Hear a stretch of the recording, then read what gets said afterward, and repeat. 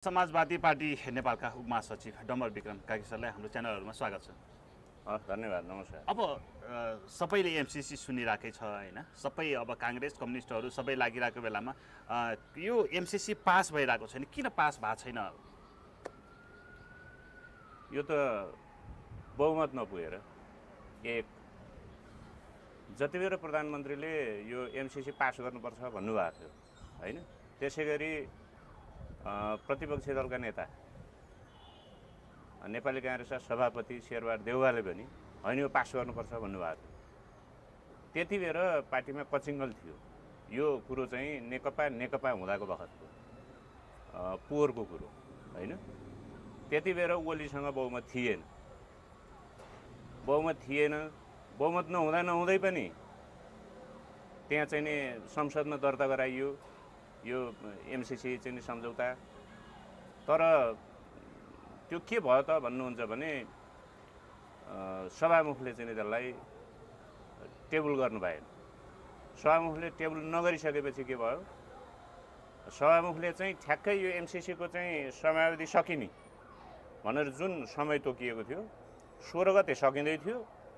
सभामुखले चाहिँ 17 गतेको लागि चाहिँ संसदको बैठक बोलाइदिनु भएको थियो र त्यो 16 गते समय सकिने 17 गते बैठक बोलाउने चाहिँ सभामुखले भनिसकेपछि त्यो निर्णय गरेपछि प्रधानमन्त्री चाहिँ असन्तुष्ट हुनुभएको थियो अथवा रुष्ट हुनुभएको थियो र त्यो संसदको अधिवेशनै अन्त्य गरिदिनु भएको थियो हैन। संसदको अधिवेशन अन्त्य गरिदिनु भएको थियो। यो खेल अलि तीव्र रूपले अगाडि बढ्दै गयो।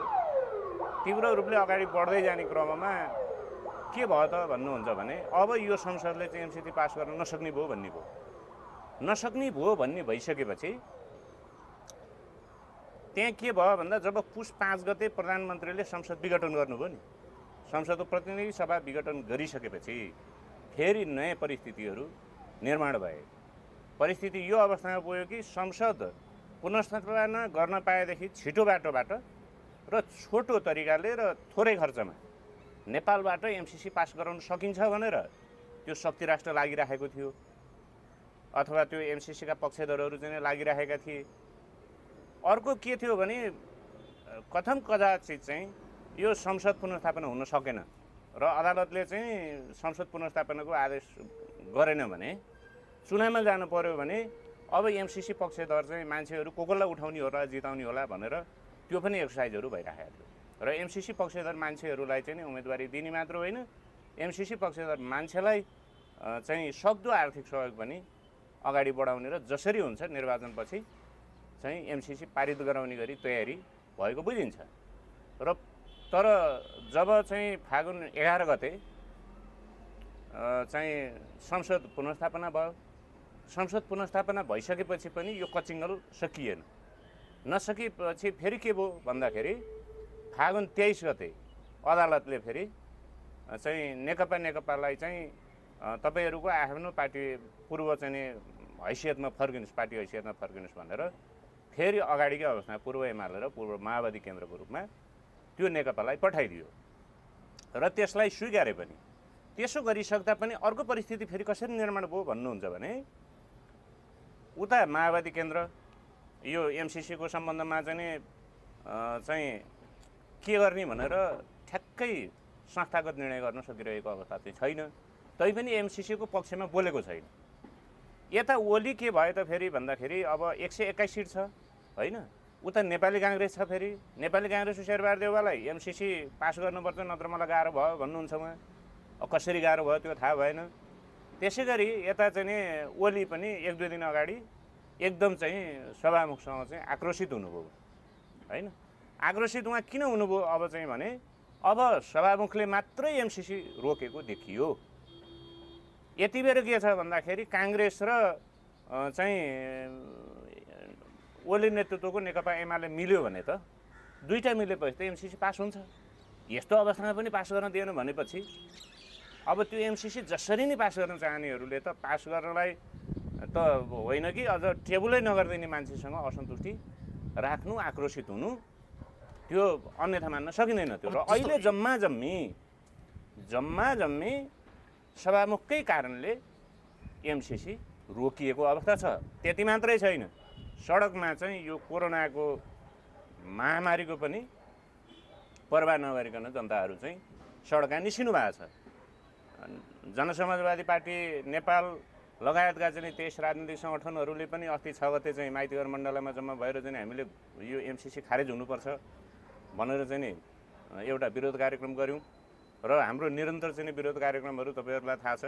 यो एमसिसीको चाहिँ विषय जबबाट चाहिँ अलिक बढी चाहिँ प्रचारात्मक रूपमा अथवा चाहिँ संसदमा पेश गर्ने अवस्थामा पुगिसकेपछि हामीले निरन्तर विरोध गरेका छौँ र गरिरहेका छौँ र गरिरहने छौँ। अब जस्तो एउटा कुरा मैले जोडिहालेँ होइन, पूर्व सभामुख कृष्ण बहादुर महराको पद होइन मान प्रतिष्ठा सबै धरापमा पर्नुको कारण यो एमसिसी थियो भनेर त्यो डर चाहिँ अहिलेको वर्तमान सभामुख अग्निप्रसाद सापकोटालाई पनि त्यो अभिव्यक्ति जो दिँदाखेरि त्यो अभिव्यक्तिमा त्यो झल्को देखिन्थ्यो होइन।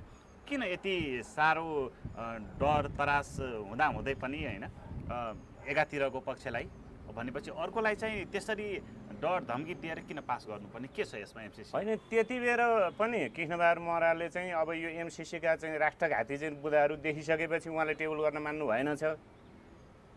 उहाँलाई फसाउनलाई चाहिँ षड्यन्त्र गरियो। उहाँको चाहिँ नैतिक चरित्र राजनीतिक जीवन सबै करिब करिब चाहिँ पत्ता साफको अवस्थामा पुग्यो होइन। एउटा चाहिँ भनौँ न सबैले राम्रो मान्ने मान्छे। र अर्को विषय के भइदियो भन्दाखेरि फेरि अब चाहिँ त्यो काण्ड नै अलि त्यस्तै नराम्रो खाले काण्ड लगाइयो। तर त्यो काण्ड पुष्टि हुन सकेन पछि फेरि होइन, पुष्टि हुन सकेन। अहिले उहाँ चाहिँ फेरि चाहिँ सांसद हुनुहुन्छ तर उहाँको सभामुख पद गयो। त्यसै गरी अहिले चाहिँ सभामुखको चाहिँ सन्दर्भमा कुरा गर्नुपर्दा पनि सभामुखलाई चाहिँ व्यक्ति हत्याको मुद्दा अथवा चाहिँ हत्या अभियोगमा होइन चाहिँ अहिले चाहिँ पेशी चढेको थियो केही दिन अगाडि, अहिले पेशी फेरि सरेको छ भनिन्छ होइन। अब यसमा चाहिँ सभामुखले चाहिँ मान्नु हो भने ठिक छ, मान्नु भएन भने त्यहाँ फसाउने भनेर फेरि सरकारलाई आएको देखिन्छ र अदालतले पनि करिब करिब चाहिँ त्यस्तै तरिकाले अब यो यस्तै बेलामा चाहिँ त्यस्ता चाहिँ गतिविधिहरू देखाउँछ। नेपालको अदालत पछिल्लो समय चाहिँ पुरै राजनीतिक विषयहरूमा चाहिँ प्रवेश गर्न लागेको छ। अब यो चाहिँ तपाईँको फागुन 11 को चाहिँ घटना फैसला भन्नुहोस्, फागुन 23 को फैसला भन्नुहोस्, फेरि चाहिँ अहिले पछिल्लो समय आएपछि जब चाहिँ एमसिसीको विषय अलिक बढी उछाल लिएर आउँछ त्यही बेला चाहिँ सभामुखको चाहिँ मुद्दा सम्बन्धी कुरो अलि बढी चाहिँ चर्केर आउँछ फेरि होइन। यी धेरै कुराहरू चाहिँ के छन् भन्दाखेरि यो अब एमसिसी पक्षधर मान्छेहरू चाहिँ नेपालको उच्च पदस्थहरू नै भएको अहिले चाहिँ देखिन्छ बाहिरबाट हेर्दा। त्यसैले यी उच्च पदस्थहरूले अनेक तरिकाले चाहिँ देशभक्त व्यक्तिहरूलाई फसाउने चाहिँ कामहरू सुरु भएको छ र यस्तै गतिविधिमा सरकार तल्लिन्छ, एमसिसीका पक्षधरहरू यी राष्ट्रघातीहरू पनि तल्लिन्छन्। अब जस्तो तपाईँलाई चाहिँ होइन तपाईँको पार्टीसँग संलग्न 23 दल छ होइन, कम्युनिस्टहरू र सबै एकजुट भएर लाग्नु भएको छ होइन। यसमा एमसिसीमा के कुरा त्यस्तो देख्नुभयो जसको कारणले गर्दाखेरि यो एमसिसी राष्ट्रघाती हो भनेर प्रमाणित गर्नुहुन्छ? अब म तपाईँलाई एक दुईवटा कुरा म पढेरै सुनाइदिन्छु है त।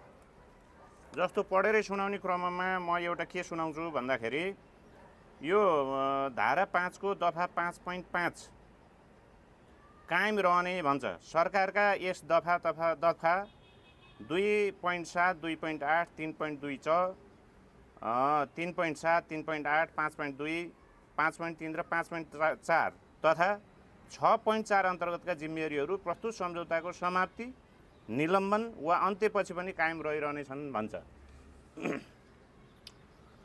अब केही विद्वान भनाउँदा राज्यले पत्याएको विदेशीले पनि पत्याएको भनेका व्यक्तिहरू कहाँ त्यस्तो चाहिँ यो 5 वर्षमा चाहिँ सकिहाल्छ नि। एमसिसीको परियोजना 5 वर्षमा सकिन्छ। 5 वर्षमा सकेपछि त सकिहाल्यो त के छ भनेर भन्छन्।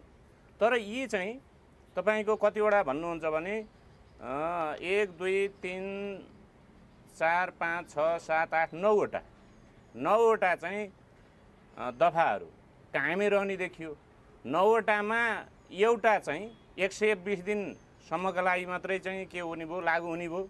बाँकी चाहिँ फेरि रहिरहने भए चिरकाल पर्यन्त। त्यो एउटा चाहिँ नि अलिक खतरनाक विषयहरू देखिन्छ। त्यसै गरी अर्को के भन्छ यहाँ भन्नुहुन्छ भने दफा 6.4 लागू हुने कानुन भन्छ। प्रस्तुत सम्झौता एक अन्तर्राष्ट्रिय सम्झौता हो र सोही अनुरूप यो सम्झौताका हकमा अन्तर्राष्ट्रिय कानुनका सिद्धान्तहरू लागू हुन्छन् भन्छ।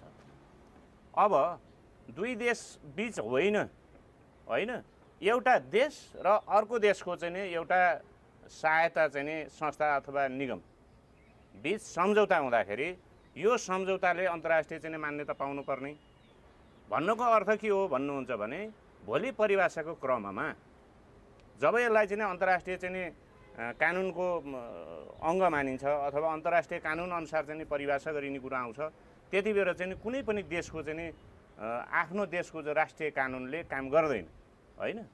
त्यो मानसिकताका साथ लगिएको छ। एउटा जाबो 50 करोड अमेरिकी डलरको एउटा सम्झौता होइन, परियोजना सम्झौतामा यो यस्तो बुदा राख्नुहुन्छ, यस्तो खतरनाक बुदा। यो जानी बुझिकनै के गरिएको छ भन्नुहुन्छ भने नेपाललाई चाहिँ सिद्ध्याउने होइन, नेपालको चाहिँ सारा चाहिँ अङ्गहरूलाई चाहिँ भताभुङ्ग पार्ने, जस्तो कि तपाईँको चाहिँ कार्यपालिका, न्यायपालिका र व्यवस्थापिकालाई नै आफ्नो कन्ट्रोलमा लिने उद्देश्यका साथ यसरी आएको देखिन्छ। यो चाहिँ यो सम्झौता मात्रै रहने छैन, संसदबाट पास गरेपछि यसले सन्धिको रूप लिनेछ। यसैले यो राखियो। यो सन्धि भयो भने के हुन्छ, यो संसदबाट पास गरेपछि सन्धिको रूप लिने र सन्धि भएको खण्डमा के हुने भयो, अब अन्तर्राष्ट्रिय कानुनको कानुन चाहिँ अनुसार यो चल्ने भयो। त्यसैले यहाँ जानी बुझिकन यो राखेको देखिन्छ। अर्को के छ भन्नुहुन्छ भने दफा 6.3 मा बाजेमा लागू हुने व्यवस्था भन्छ। त्यसको कमा कुनै पनि अनुसूची तथा 1 देखि 8 सम्मका धारा बाजेमा वा परस्पर असङ्गत भएमा लागू हुने हदसम्म त्यस्तो धारा 1 देखि 8 लागू हुनेछन् भन्छ। र खमा कार्यक्रमका सन्दर्भमा प्रस्तुत सम्झौता र अन्य कुनै सम्झौता बाजिएमा वा परस्पर असङ्गत भएमा प्रस्तुत सम्झौता लागू हुन्छ भन्छ। देशले नेपालले भनौँ न कतिवटा सम्झौता गरे होला अहिलेसम्म, कस्तो कुन सम्झौता गरेको छ। अब यो ती सम्झौताहरू चाहिँ यो एमसिसी सम्झौतासँग बाजिएको खण्डमा चाहिँ एमसिसी सम्झौता लागू हुने भयो भन्छ। भनेको के हो भने यहाँभन्दा अगाडि गरिएका र पछि गरिने सम्झौताहरू पनि अब यो सम्झौतासँग चाहिँ बाजिएको खण्डमा ती काम नलाग्ने भए यसरी जान्छ। यो जानी बुझिकन धेरै कुराहरू चाहिँ कसरी अगाडि बढेको छ भन्नुहुन्छ भने सुगौली सन्धिताका ती चन्द्रशेखर उपाध्याय र गजराज मिश्र भन्ने राष्ट्रघातीहरूले जे काम गरेका थिए ती दुईटाले सुगौलीमा गएर हस्ताक्षर गर्दा नेपालको चाहिँ 2/3 चाहिँ भूभाग गुमेको थियो। पछि केही चाहिँ फिर्ता आयो, अझै पनि करिब चाहिँ 60,000 वर्ग किलोमिटरभन्दा बढी भूमि चाहिँ अझै पनि बङ्गलादेश र भारतको टेरिटोरीभित्र चाहिँ अझै पनि हाम्रो भूमि त्यहाँ उनीहरूले कब्जा गरेर बसेका छन्। हामीलाई चाहिँ बेलायतले त्यो भूमि फिर्ता गर्नुपर्ने हो, फिर्ता गरेको छैन हो। त्यस्तै चाहिँ काम के भयो भन्नुहुन्छ भने ज्ञानेन्द्र बहादुर कार्कीबाट भयो। अहिले उनले चाहिँ के गरे भने चन्द्रशेखर उपाध्याय र गजराज मिश्रले चाहिँ नेपालको केही भूमि मात्रै गुमाएका थिए। ती राष्ट्रघातीहरूले चाहिँ ज्ञानेन्द्र बहादुर कार्कीले चाहिँ के गरे भन्नुहुन्छ भने हस्ताक्षर गरेर यो सम्झौतामा हस्ताक्षर गरेर पुरै नेपाललाई चाहिँ अमेरिकाको चाहिँ अधीनमा पार्ने काम गरे। भनेको यो यसरी चाहिँ राष्ट्रघाती सम्झौता छ। त्यसै गरी अर्को झन् डरमर्दो विषय के छ भन्नुहुन्छ भने यही चाहिँ एमसिसी सम्झौताको धारा 7 को दफा 7(1) मा आन्तरिक शर्त भन्छ। त्यसमा चाहिँ प्रस्तुत सम्झौता लागू गर्न आवश्यक आन्तरिक शर्तहरू पुरा गर्न सरकारले समयमै सुरुवात गर्नेछ। प्रस्तुत सम्झौता लागू भए पश्चात प्रस्तुत सम्झौता र नेपालको राष्ट्रिय कानुन बाजिएमा प्रस्तुत सम्झौता लागू हुनेछ भन्ने पक्षहरूको बुझाइ छ भन्छ। भनेको यहाँ के भइदियो भन्नुहुन्छ भने हाम्रो देशमा त राष्ट्रिय कानुन भन्नाले के पर्छ त भन्दा संविधान पनि पर्छ, ऐन कानुन नियम नियमावलीहरू अनि सर्वोच्च अदालतबाट चाहिँ प्रतिपादित नजिरहरू पनि पर्छन् हैन। अब र सरकारी चाहिँ आज्ञा अथवा आदेश अथवा निर्देशन यी सबै पर्छन्। अब यी विषयहरू के भइदियो भन्नुहुन्छ भने यो यसमा आइसकेपछि अब एमसिसीको हदमा आएपछि के भइदियो भन्नुहुन्छ भने अब एमसिसीको धाराहरू लागू हुने। एउटा जाबो 50 करोड अमेरिकी डलर बराबरको चाहिँ संस्थाको लागि त्यसलाई राष्ट्रिय कानुनभन्दा माथि जाने चाहिँ हैसियत दिनुहुन्छ। यहाँ राष्ट्रघात भएको छ। त्यसै गरी म तपाईँलाई अर्को पनि बताउँदैछु। सबैभन्दा खतरनाक विषय के छ भन्नुहुन्छ भने यसकै चाहिँ यही सम्झौताको दफा 6.8 एमसिसीको हैसियत भन्ने शीर्षक छ। त्यसको अन्तिममा के छ भन्नुहुन्छ भने प्रस्तुत सम्झौता अन्तर्गतका क्रियाकलाप वा अकर्मण्यताबाट उत्पन्न हुने कुनै पनि हानि वा दाबीका सम्बन्धमा एमसिसी तथा संयुक्त राज्य सरकार वा एमसिसी वा संयुक्त राज्य सरकारका कुनै पनि वर्तमान वा भूतपूर्व अधिकारी वा कर्मचारीहरू नेपालका कुनै पनि अदालत तथा न्यायाधिकरणको क्षेत्राधिकारबाट उन्मुक्त रहनेछन् भन्ने सरकार सहमत भएको छ भन्छ। ल हेर्नुहोस्, यो भनेको के हो त? यो यस्तो चाहिँ डरमर्दो विषय हो कि तपाईको ती चाहिँ एमसिसीका कर्मचारीहरू अथवा संयुक्त राज्य सरकार वा एमसिसी के अरे संयुक्त राज्य सरकारका कुनै पनि वर्तमान वा भूतपूर्व अधिकारीहरू वा कर्मचारीहरू भनेर एमसिसीको मात्रै भनेन, यो अमेरिकाको सरकारको पनि कुरा गर्यो। अमेरिकी सरकार र एमसिसीका वर्तमान र भूतपूर्व कर्मचारी वा कर्मचारीहरू नेपालका सरकार वा एमसिसी वा संयुक्त राज्य सरकारका कुनै पनि वर्तमान वा भूतपूर्व अधिकारी वा कर्मचारीहरू नेपालका कुनै पनि अदालत वा न्यायाधिकरणको क्षेत्राधिकारबाट उन्मुक्त रहनेछन् भन्ने सरकार सहमत भएको छ भने उनीहरूलाई चाहिँ उन्मुक्ति दियो हैन। त्यो अकर्मण्यताबाट हुने कुनै पनि हानि नोक्सानी हैन, त्यो हानि नोक्सानी जस्तो सरकारले उल्लेखित कुनै पनि निकायका विरुद्ध त्यस्तो हानि नोक्सानी चोटपटक वा मृत्युका सम्बन्धमा कुनै पनि प्रकारको दाबी वा कानुनी प्रक्रिया अवलम्बन नगर्ने कुरामा सहमति जनाएको छ भन्छ।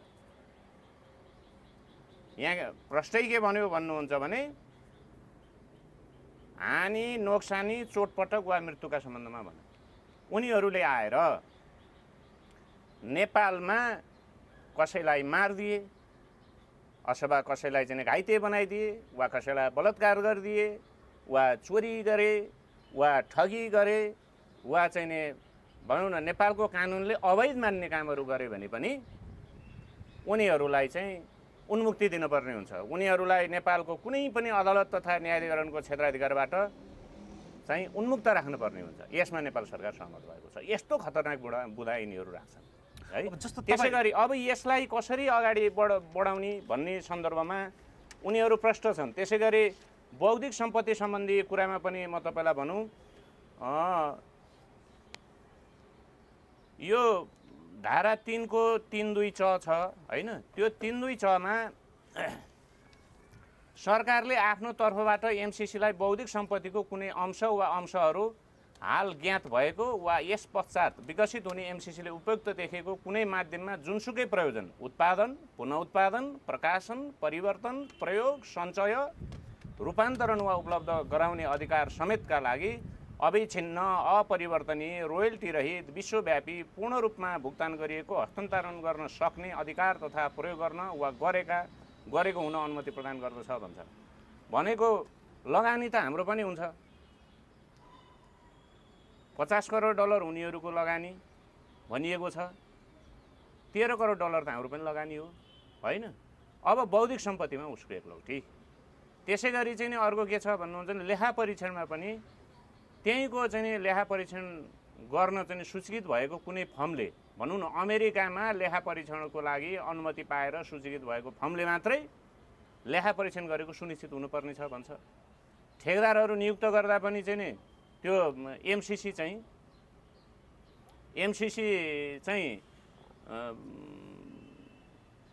ले नै त्यसलाई स्वीकार गर्नुपर्ने हुन्छ भनिसकेपछि घुमाउरो पाराले उनीहरूकै चाहिँ मान्छे राख्ने अथवा उनीहरूकै ठेकेदार राख्ने कुराहरू भएको छ। यस्ता घातक कुराहरू गरिएको छ। त्यसै गरी चाहिँ अर्को के छ भन्नुहुन्छ भने यो एउटा चाहिँ प्रोग्राम इम्प्लिमेन्टेसन एग्रिमेन्ट भन्ने छ पिआइए है। यो चाहिँ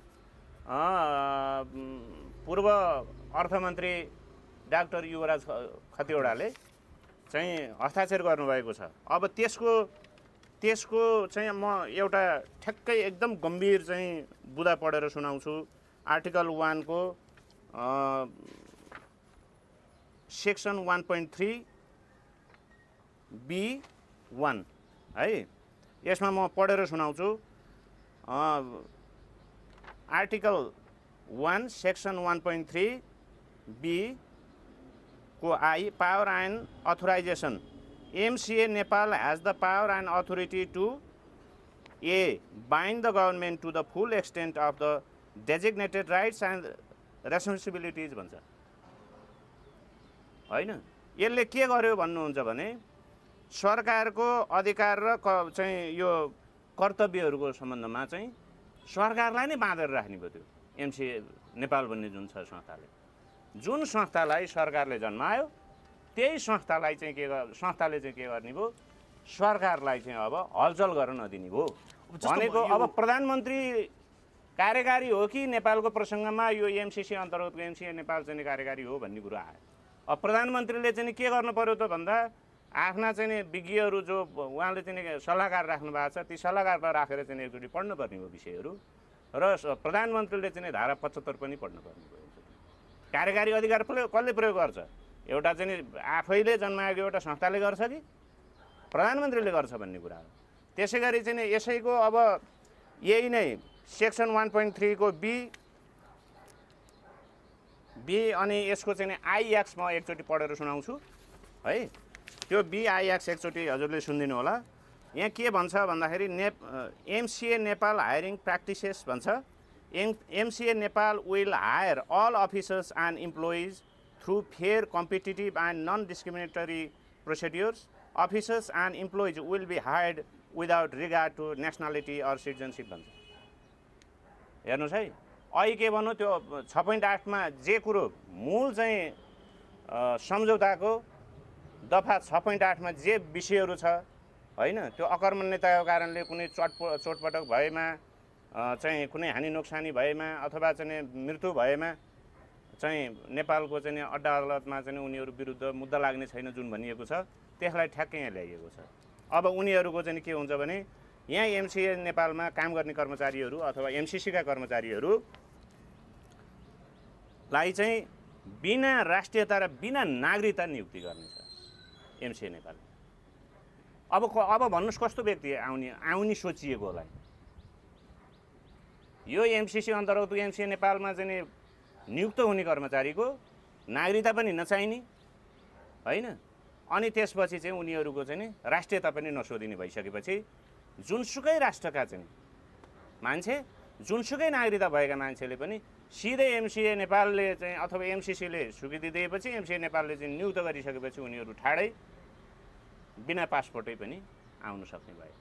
र त्यसै गरी त्यसकै चाहिँ 10 मा के भनेको छ, फरेन पर्सनल्स भनिएको छ।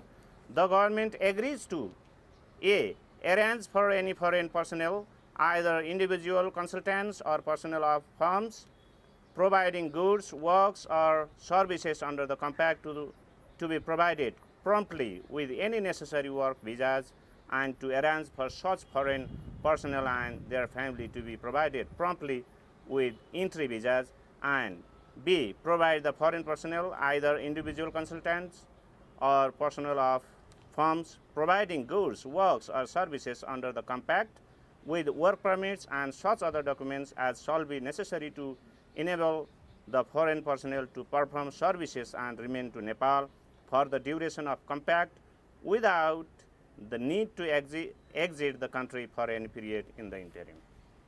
भनेको के हो, उनीहरूलाई अब उसका परिवारलाई पनि दिनु पर्यो, त्यो कर्मचारी मात्र होइन, कर्मचारीलाई वर्किङ भिजा हैन, अरूलाई के दिनु पर्यो, अब इन्ट्री भिजा दिनु पर्यो, उनीहरूले तत्काल आउनु पाउनु पर्यो। र फेरि त्यति मात्रै भन्दैन, यो समयभरिमा ऊ फेरि आफ्नो मन खुसीले जानी आउने गर्छ, उसलाई कुनै त्यस्तो हुँदैन, त्यसैले रोकटोक छैन।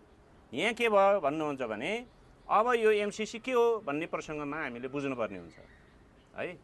MCC भनेको चाहिँ विशेषतः अहिले यो एउटा अमेरिकी सहयोग परियोजना हो भनेर सामान्यतया बुझ्ने गरिन्छ, तर अमेरिकाको सुरक्षा रणनीति अन्तर्गतको परियोजना हो यो भनेर हामीले चाहिँ भुल्नु हुँदैन। र उनीहरूले भनिराखेकै छन् त्यो फेरि हैन, उनीहरूले भनिराखेकै छन्।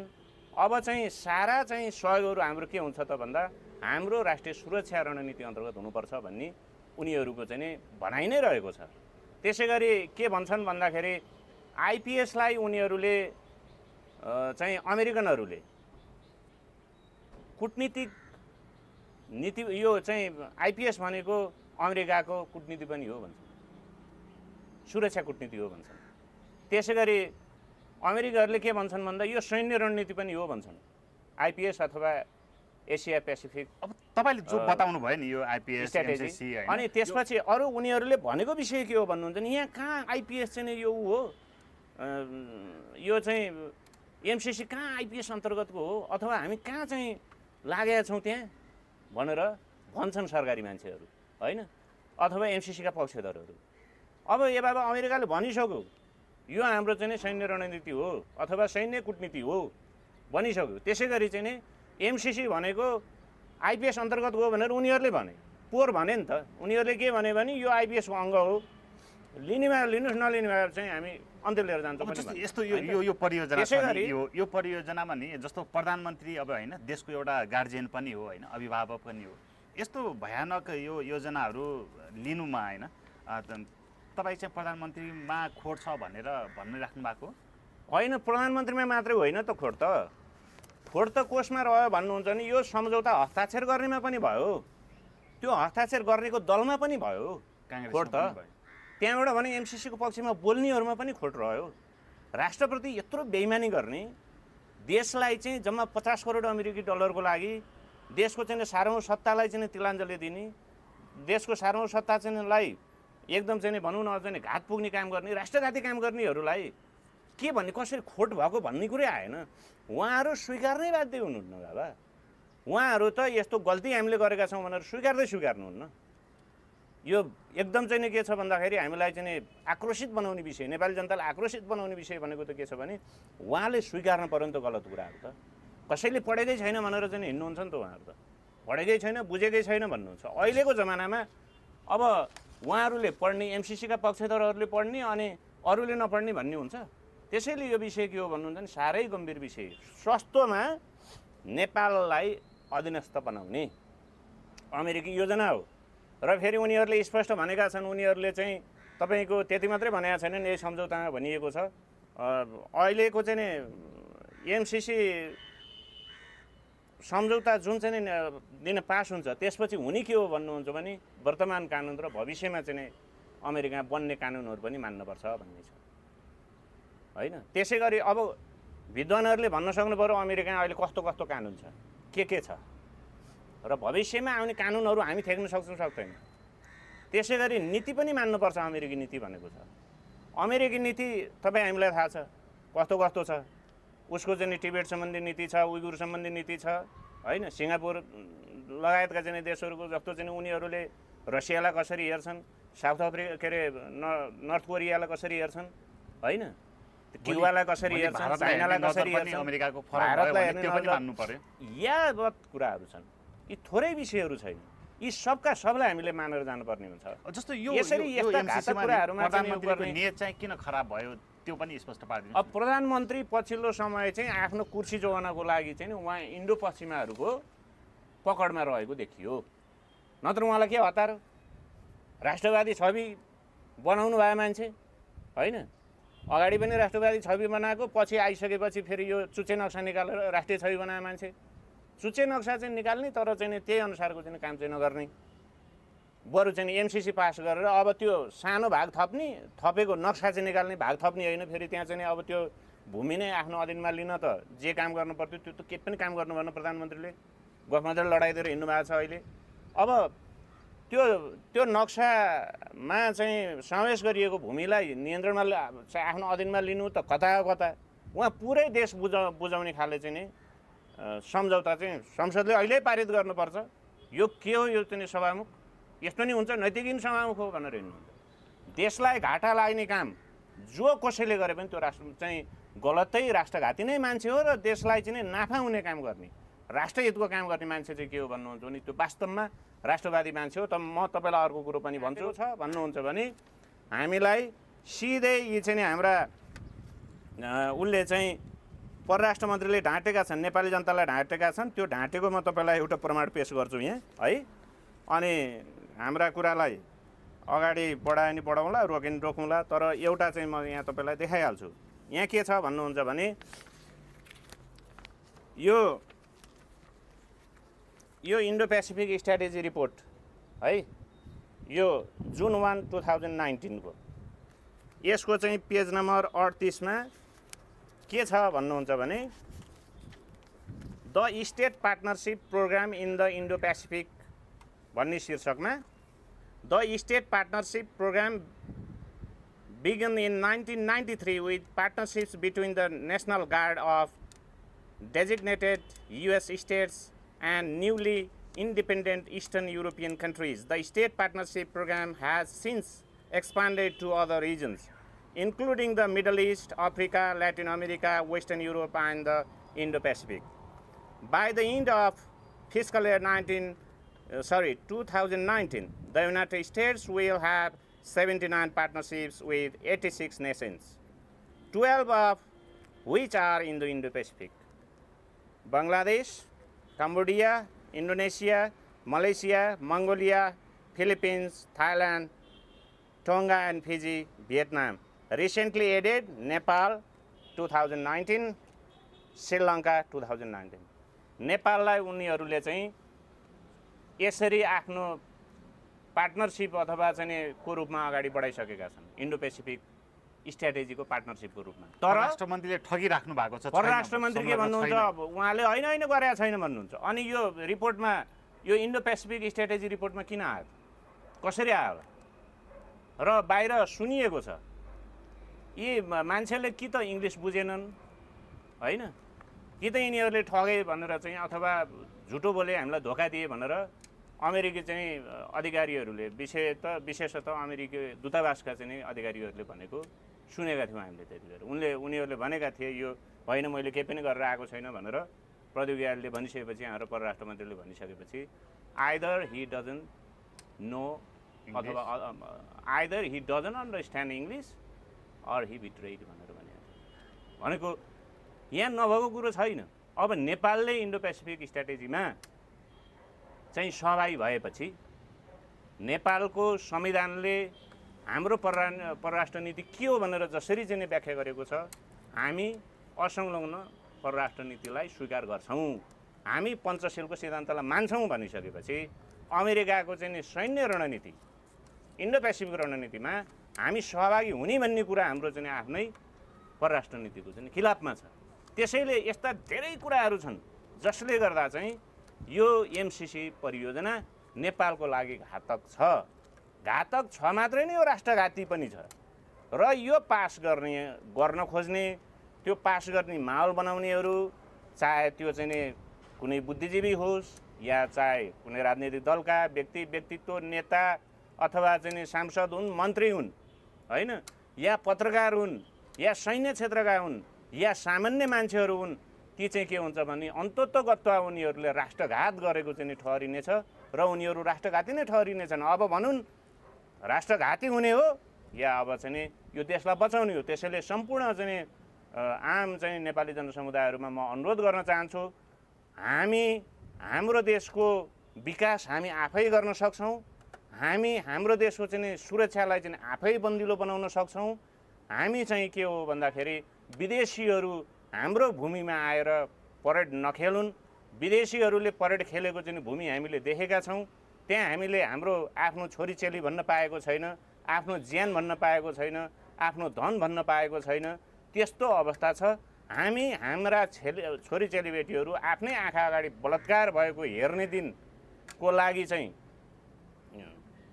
पर्खेर नबसौँ, हामीले विरोध अहिले गरौँ। यो एमसिसी लागू भयो भने त्यो दिन हामीले देख्न पर्नेछ हाम्रा चेलीबेटीहरू हाम्रै आँखा अगाडि चाहिँ बलात्कृत हुनेछन्, हाम्रा मान्छेहरू मारिनेछन्। त्यति मात्रै होइन, त्यही मैले अघि पढिहालेँ, ती चाहिँ कानुनका चाहिँ दफाहरू अथवा चाहिँ एमसिसी अथवा एमसिसी अन्तर्गतका एग्रिमेन्टका चाहिँ दफाहरूलाई चाहिँ उनीहरूले व्याख्या गरेर के गर्नेवाला छन् भन्नुहुन्छ भने हाम्रो देशको चाहिँ कुनै सुरक्षा अधिकारी हुन्छ या राष्ट्र प्रमुख हुन्छ, उनीहरूलाई पनि उनीहरूले मार्न सक्ने भए मार्दै पनि यहाँ प्रश्न उठ्दैन, कानुन लाग्दैन, हाम्रो देशको कानुनले काम गर्दैन, हाम्रो चाहिँ अदालतले काम गर्दैन।